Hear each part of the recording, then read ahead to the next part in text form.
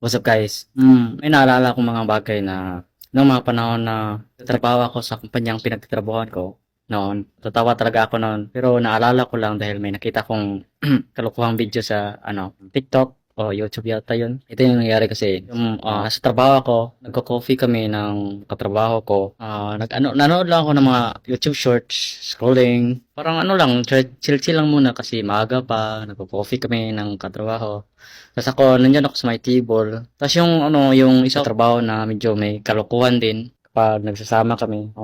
Nandyan yung mga ibang trabaho ko. Merong isang batang lumapit sa kanya. Medyo malapit lang kami sa office. Nasa labas kami, nag-coffee. Tapos merong batang lumapit sa kanya.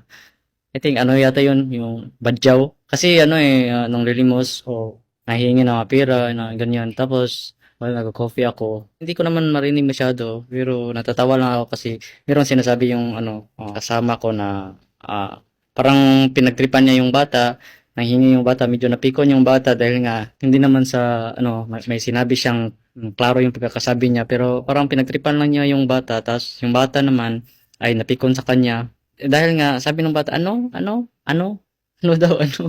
Then, ayun, umalis ang bata, tumakbo kasi nga sa tingin ng bata ay yung tao na yun ay parang may ganun, may baliw yata. Medyo kinakabahan yung bata. Ayun, umalis, medyo napipikon siya eh. Kasi sa tingin niya, nagkamali lang ata siya ng hiningi ng pera. Tapos yun, umalis at nagproceed sa medyo pumasok siya sa may silid na daan o may makita kayong silid tapos highway malapit sa yung dyan pumarada yung mga taxi, ganyan. Tapos ako naman tawang-tawa ako, pero pumasok naman sa isip ko na, ano namang kalokohang pumasok sa isip ng taong to eh.